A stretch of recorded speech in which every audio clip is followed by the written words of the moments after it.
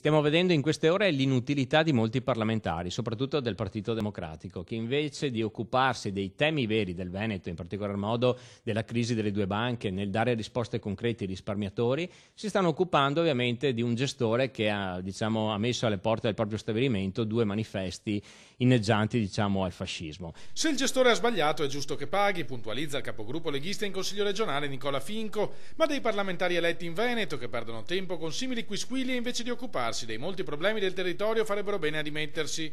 Il riferimento è l'interrogazione presentata da un gruppo di deputati capitanati dal veneziano Andrea Martella.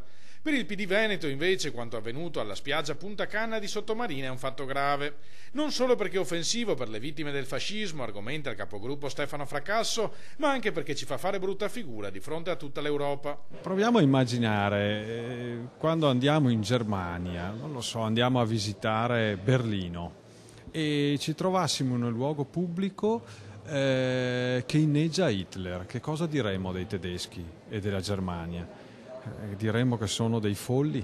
Ecco, è la stessa cosa. Ritengo che sia offensivo nei confronti dei tanti cittadini che hanno tra i loro parenti lontani vittime del fascismo, vittime del nazismo, persone che sono morte durante la guerra, spedite magari da Mussolini in Russia, o persone che hanno avuto propri cari rinchiusi nei campi di concentramento. Con queste cose non si scherza. Sorride invece Massimo Giorgetti di Forza Italia. Immaginare che da una spiaggia possa partire una nuova marcia su Roma credo che sia assolutamente ridicolo e non faccia certo onore a chi sta invece in qualche modo paventando questo pericolo.